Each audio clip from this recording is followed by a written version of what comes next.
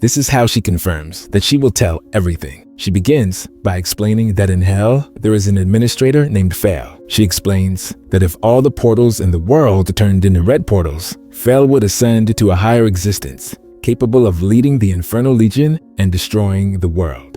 However, despite having destroyed billions of worlds over time, this time was different. For the first time, he saw no open portals, as all had been completely closed. In the present, the healer reveals that the creation of portals is an immutable law of the universe. Even for someone like Fail, it is impossible to open new portals by himself. Nevertheless, when Lord Jiyung managed to escape from hell, he caused a crack in the dimension. That fracture in the fabric of space could allow him to open portals if he were to receive Fail's power. For this reason, when Jiyung fell back, Fail tried to locate him, tracking human magical energy in the hopes of finding him. But his search ended in absolute failure. At that moment, Jiyung was no longer the same. He had transformed into a demonic beast, hidden behind a new identity. However, after 6 long years, Fail has finally managed to find his whereabouts. At that very moment, the sky turned a deep red, as if foretelling a transcendental event. The healer let out a slight laugh, her expression reflecting a mix of irony and acceptance of what was happening. Meanwhile, Tae-soo, with a furrowed brow, observed the scene without looking away, analyzing every detail cautiously.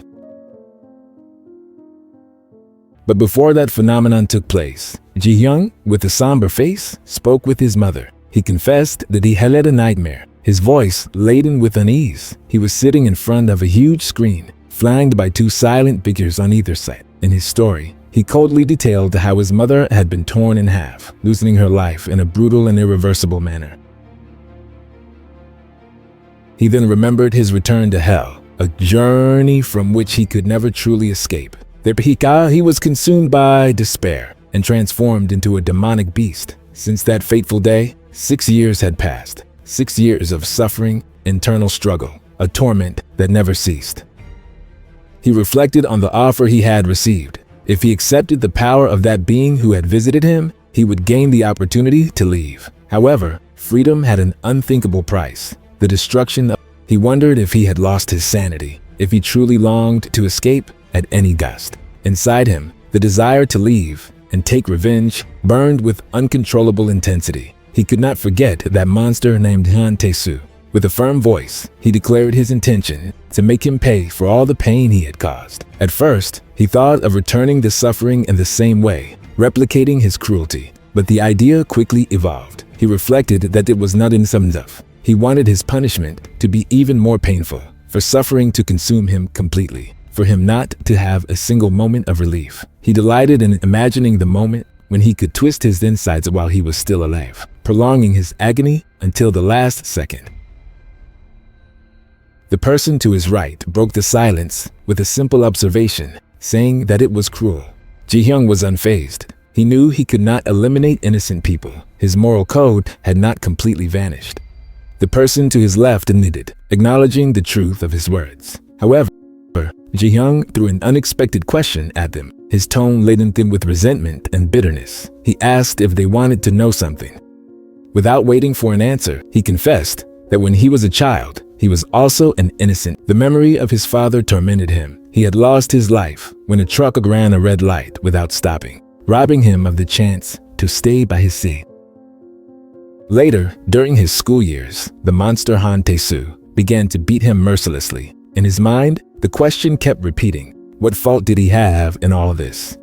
The memories kept coming one after another. He spent 5 long years trapped in the red portal dimension, 5 years of suffering and survival. When he finally managed to get out, he eliminated all those who stood in his way. But that had not been an act of gratuitous cruelty. He did it in self-defense. The day he eliminated the Japanese hunters, he did so with only one purpose: to save his mother. He could not allow them to hurt her. What happened with Lucas was different. He had lost his mind.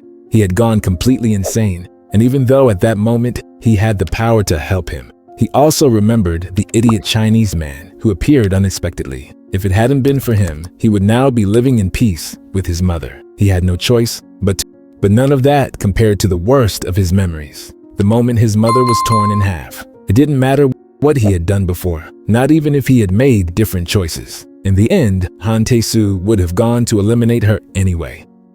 On the screen in front of him, Ji-hyung appeared once again, calling his mother. With a firm voice, he declared that he would only tell the truth. And he did. He confessed that he had eliminated many. Now he only wanted everyone to be eliminated. His thirst for revenge was absolute. The person to his right, unable to contain his murmured that it was too much.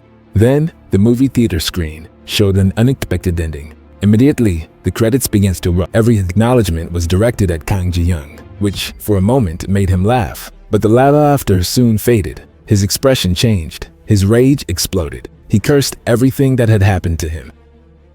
It was then that the truth was revealed. The people accompanying him were not just figures in his mind, they were the halves of his mother, fragments of what she once was. But even with that revelation, the story on the screen showed a post-credit scene. A version of Tae-soo said that the world had lived in peace for a long time. Han Tae-soo was considered the savior of the nation. And then he himself spoke. He said that everyone had been happy, and that if he didn't exist, everything would be much better. His words left no room for doubt. He was referring. However, the projection was not over. On the screen, the drawing came to life and posed one last question, as if the movie had not yet ended.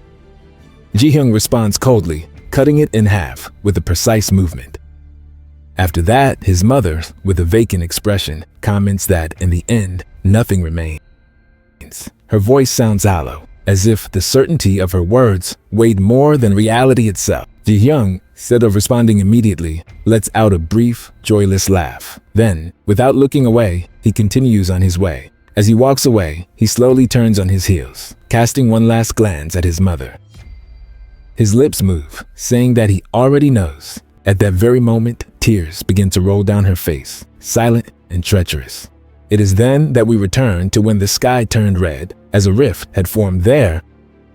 The rift, deep and dark, pulses with a crimson glow, throbbing and alive. From that opening, a red portal emerges, and from it comes Jiyung, or at least, something that resembles him. His figure is almost recognizable, but his essence has changed. Now he is a distorted version of himself, a monstrous shadow of what he once was.